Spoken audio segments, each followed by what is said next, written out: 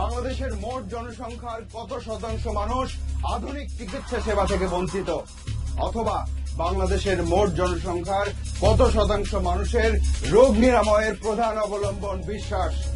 প্রশ্ন দুটি ঘুরিয়ে করা, কিন্তু উত্তর প্রায় একই রকম।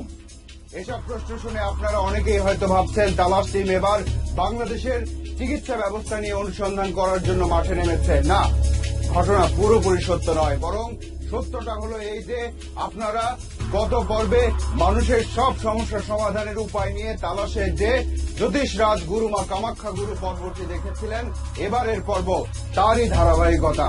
তালাশের এবারের পর্বের নাম ফকিরের কেরামতি। মানুষের বন্ধুরা থাকে, আমি তো রোগের ভিতরে সবসময় থাকি। 7 জন আসলাম, মায়েরা হয়েছে 3-4 জন। রক্ত খাইল নাই।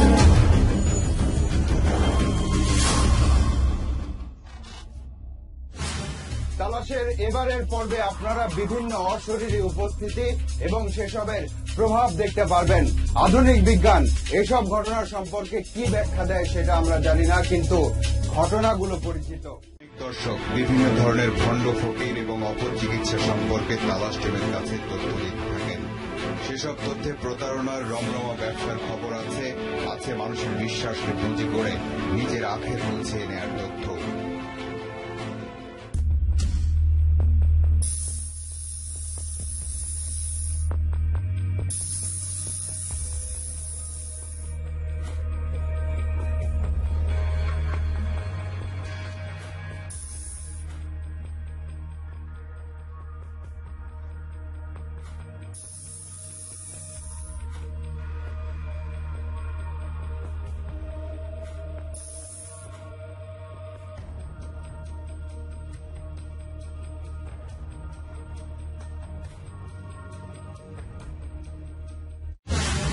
এবারের পর্বের শুরুটা মূলত এখান থেকেই। দুটি বিশেষ ঘটনার দিকে আমাদের দৃষ্টি এবার। ঘটনা দুটিতেই কিছু মানুষের মধ্যে অস্বাভাবিক কিছুর অস্তিত্ব আছে বলে সন্দেহ করছে সংশ্লিষ্টরা। এবার শুরু করা যাক তাহলে, কারণ এসব ঘটনায় হয়তো আমাদের অন্য ঘটনার পথ দেখাবে। আয়ুব আলীর বাড়ি। স্থানীয়রা এই পরিবারের লোকজনকে একটু ভিন্ন চোখে দেখে। সবার ধারণা এই বাড়ির সবার উপর কিছু আছর করে আছে। কিছুদিন ভাড়া থাকে, খালি হাতে গেলে আয়ুব আলীর ছেলে ইউসুফ আলী বুদ্ধি প্রতিবন্ধী 2 যুগ ধরে। এর মধ্যে বিজ্ঞান ভিত্তিক কোন উন্নত চিকিৎসা হয়নি ইউসুফের। ওটা আপনি ওই সমস্ত জায়গায় পর বুঝেন না, আপনি শিখতাম না, তখন আমার নাই না। হুটা নামের একজন ফকির ইউসুফের চিকিৎসা করছে শুরু থেকেই। হুটার কাছে গেলে নাকি ইউসুফের আচরণ কয়েকদিন ভালো থাকে, তারপর আবার আগের অবস্থায় ফিরে যায়। ফকির দেখানোর পরে ভালো হয়েছে, আবার 2 দিন ভালো হয়, আবার ওইরকম হয়ে যায়। নাসরিন আয়ুব আলীর মেয়ে, তার মধ্যেও নাকি এমন কিছু আছে যা তার শারীরিক সমস্যা তৈরি করছে। মেয়েরা অসুখ বানাই দিয়া দিয়ে যাতে বারে বারে আমার কাছে আসতে পারে। হাফেজ ইদ্রিস আলীর বাড়ি। ইদ্রিস আলীর 7 ছেলে 1 মেয়ে। সেই 7 ছেলের একজন মহিউদ্দিন। জন্মের কয়েক মাস পরেই বোঝা যায় যে মহিউদ্দিন চোখে স্পষ্ট দেখে না। কাছের কোনো কিছু যদিও বা দেখতে পায়, কিন্তু ঝাপসা। জানলা দিয়ে কি দেখা যাচ্ছে দেখতে পাচ্ছ? জানলা দেখছি মাঠ, গাছগাছালি দেখা যাচ্ছে, কিন্তু খুব স্পষ্ট না। চোখে দেখে না, তাই প্রাতিষ্ঠানিক কোন শিক্ষা প্রতিষ্ঠানেও ভর্তি করা হয়নি মহিউদ্দিনকে। মহিউদ্দিনের এমন অবস্থা সম্পর্কে বলছেন তার মা। রিক্সাওয়ালা লোক তাড়াতাড়ি আমাকে টানছে, হঠাৎ ওই রিক্সার মধ্যে ওই চোখ মুখ উল্টে যা মরিয়া যাও। সেই থেকে কয়েকবার বিভিন্ন কবিরাজ আর ফকিরের কাছে গেছে এই পরিবার, কিন্তু মহিউদ্দিনের চোখের কোনো উন্নতি হয়নি। বাতাস থেকে এরকম দিনপুরের আক্রমণ হয়তো বা এরকম হইতে পারে। এই ঘটনাগুলোর কথা মনে রাখুন। ঘটনার ধারাবাহিকতায় এইসব চরিত্রই হয়তো আবারও সামনে চলে আসতে পারে। এবার আমরা একজন বিশেষ ব্যক্তির সাথে পরিচিত হব। তার নাম বা পরিচয় কিছুটা অন্যরকম। একই ধরনের চিকিৎসায় সব সমস্যার সমাধান করেন তিনি।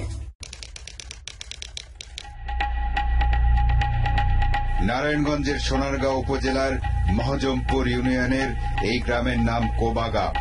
এশিয়ান হাইওয়ের পাশের এই বাস স্ট্যান্ডের নাম লালপুরি হুজুরের স্ট্যান্ড। লালপুরি নামের একজন হুজুর আছেন এই মার্কেটে, তার নামেই এই বাস স্ট্যান্ডের নামকরণ। প্রতিদিনই 2 থেকে 300 জন রোগী আসে এই হুজুরের কাছে। প্রকৃত নাম আনোয়ার হোসেন। প্রথমে তালাশ টিমকে ক্যামেরা চালাতে বাধা দিলেন লালপুরি হুজুর। মাথা ব্যথা থেকে শুরু করে ক্যান্সার পর্যন্ত সব ধরনের রোগী আসে তার কাছে। সবার জন্যই একই চিকিৎসা, একই সমাধান। ওনার এখানে যে চিকিৎসাটা হয় এটা সমস্ত রোগীর চিকিৎসা, যেমন প্যারালাইসিস। জানতে চাই কিভাবে এত ক্ষমতার অধিকারী হলেন লালপুরি হুজুর। এই লালপুরি হুজুরের স্বপ্নে সাক্ষাৎ হয়। এই সাক্ষাতে যখন বেড়ে না উঠে তো চিল্লাই আমার কইতাম যাবে লালপুরি হুজুর। সবকে 80 মাইসে জানতো লালপুরিয়ে ধরছে। স্বপ্নে মানুষ কত কিছু পায়। এবার আমরা এই লালপুরি হুজুরের চিকিৎসা পদ্ধতি দেখতে চাই আরো ভালোভাবে। আমাদের নিজেদের একজন রোগী আছে, তার সমস্যারও তো সমাধান করা দরকার। লালপুরি হুজুরের চিকিৎসা পদ্ধতি দেখতে ছদ্মবেশে তালাশ টিমের কয়েকজন বেশ কয়েকদিন সেখানে থাকলো। এই মার্কেটে হুজুরের 4টা দোকান আছে। 2টার মধ্যে হুজুরের রোগীরা থাকে, আর 2টাতে হুজুরের তেল পড়া, পানি পড়া, ডাব, নকশা এগুলো বিক্রি হয়। প্রতিদিনই অনেক মানুষ আসে রোগ মুক্ত হতে। এত রোগী, তাই সিরিয়াল দিয়ে দেখাতে হয় এখানে।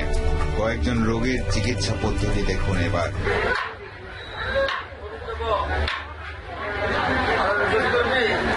চিকিৎসা করার সময় একটা মোটা কাঠ দিয়ে অন্য একটা কাঠে ঘষে আঘাত করে লালপুরি হুজুর। কাঠের আঘাত নাকি রোগীর মধ্যে থাকা বদ জিন আর ভূতের গায়ে লাগে। রোগী চিৎকার করে ওঠে। কাঠে বাড়ি দেন, এইটার বিশেষত্বটা কি? এটা হলো এনে বাড়ি দিলে ওই যদি জিন থাকে তখন কান্নাকে ওটাই দাম গেছে। এবার রোগী সেজে তালাশ টিমের একজন গেল লালপুরি হুজুরের কাছে। রোগীর নাম সজীব। হুজুর আসনে বসে রোগীদের চিকিৎসা দিচ্ছেন। সজীব আছে সিরিয়ালে। কিছুক্ষণের মধ্যেই সজীবের ডাক পড়ল। সজীব মাটিতে পড়ে যায়। হুজুর একটা সুতো দিয়ে শক্ত করে পায়ের একটা আঙুল বাঁধে।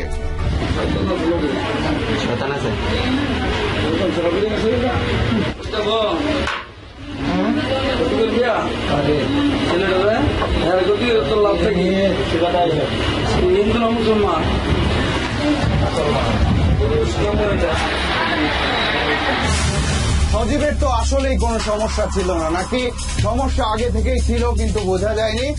এই লালপুরি হুজুরের কর্মকাণ্ড দেখতে দেখতে একজন জিন হুজুরের খবর এলো আমাদের কাছে। সেই জিন হুজুরকে দেখার লোভও সামলাতে পারল না তালাশ টিম। রাজধানীর কামরাঙ্গীর চরের কুমিল্লা পাড়া।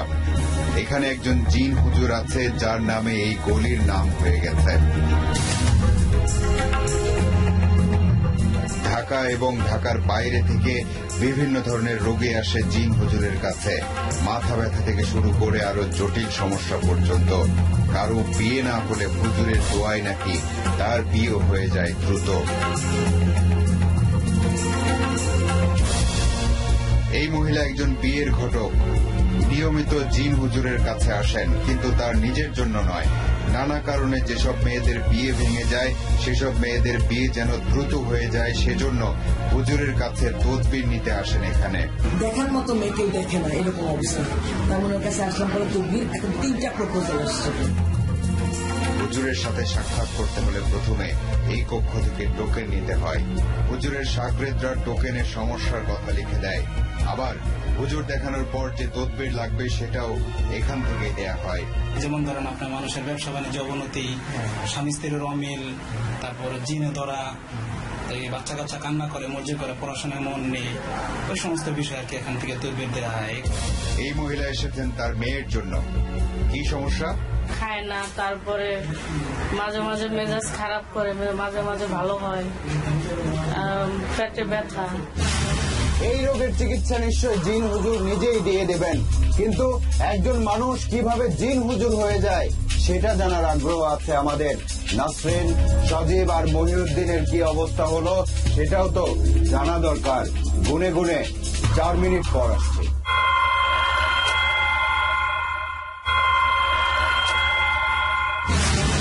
বিরতির আগে বলেছিলাম একজন মানুষ কিভাবে জিন হুজুর হয়ে যায় সেটা জানার আগ্রহ আছে আমাদের।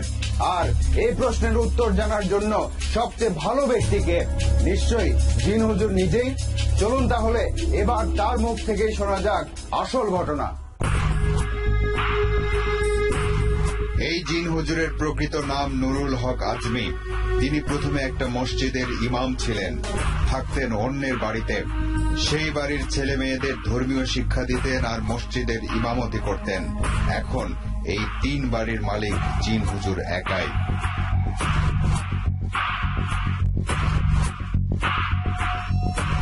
তালাশের ক্যামেরায় আনুষ্ঠানিকভাবে কথা বলতে চাইলেন না জিন হুজুর। হুজুরের ডানে বামে একজন করে সহযোগী বসে থাকেন। একজন সহযোগী রোগীর সাথে কথা বলেন, আরেকজন একটা আয়না নিয়ে বসে থাকেন। রোগীর সমস্যাগুলো নাকি এই আয়নায় দেখতে পারেন হুজুরের সহযোগী। অনেক অনুরোধের পর রোগীদের সাথে কথা বলার অনুমতি পাওয়া গেল।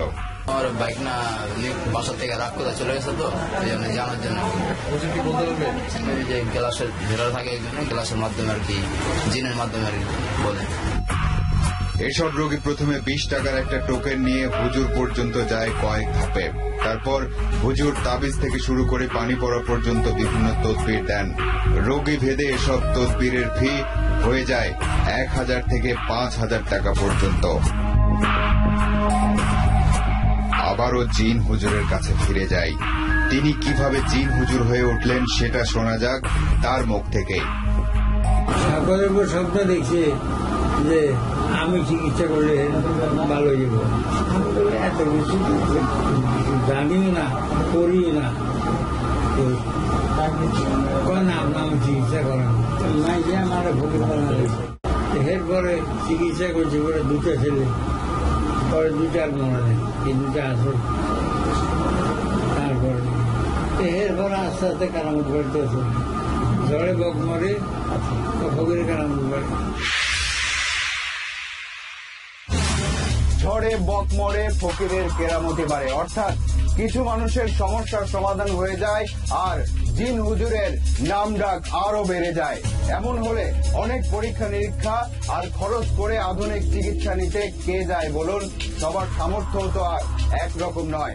এবার ভুটা ফকিরের পালা।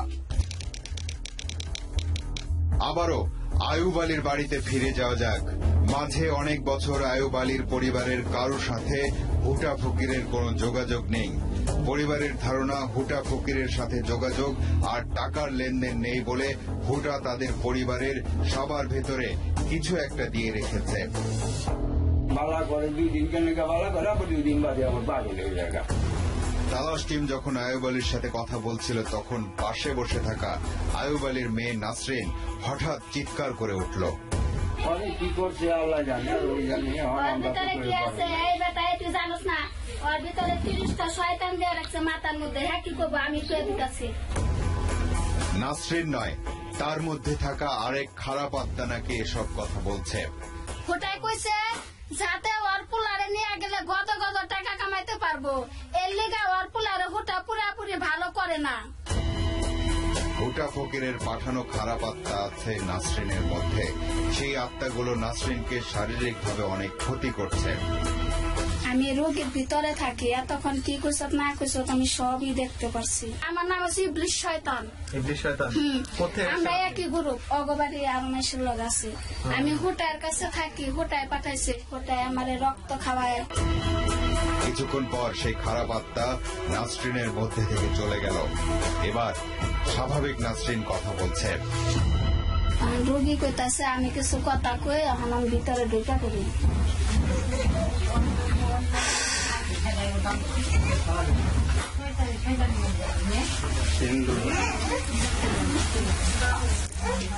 এতক্ষণ বছর শয়তানের কথা কইছে। আবারও সেই খারাপ আত্মাকে আসতে বলল তালাশ টিম। মানে আত্মা তো এখন যদি কই তাহলে হাজির হয়ে যাবো গা। আবার না শুনবেন, এই তুই হাজির হ, তোর কাছে কিছু কথা শুনবার চাইতেছে।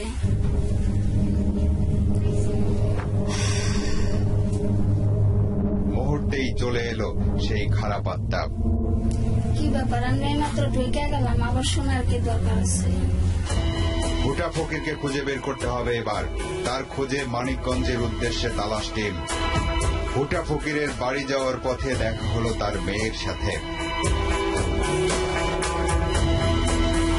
বাড়ির আশেপাশে নজর দিলে বোঝা যায় এটা ফকির বা কবিরাজের বাড়ি। তিনি আসলেন। কুশল বিনিময়ের পরপরই তার চিকিৎসা পদ্ধতি সম্পর্কে জানতে চাইল তালাশ টিম।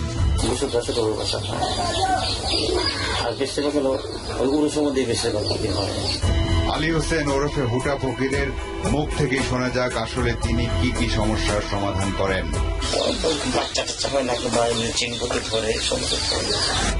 এত কিছু তিনি করেন কিভাবে শিখেছেন?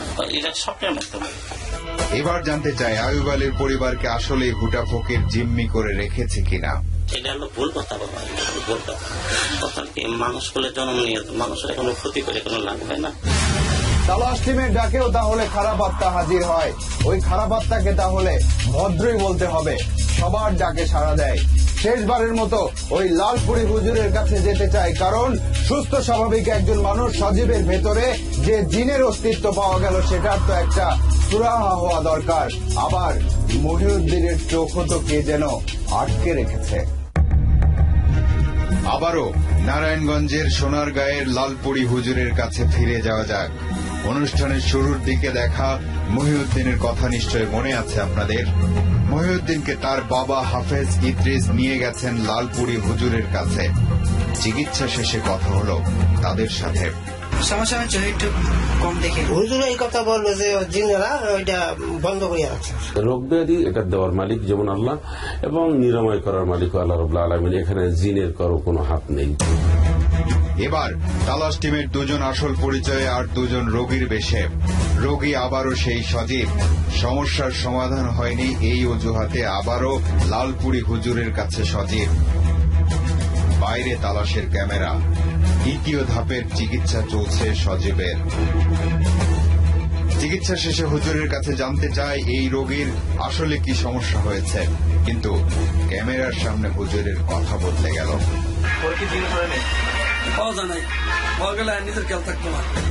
অথচ আগের বার চিকিৎসা করার সময় তো তিনি ভিন্ন কথা বলেছিলেন।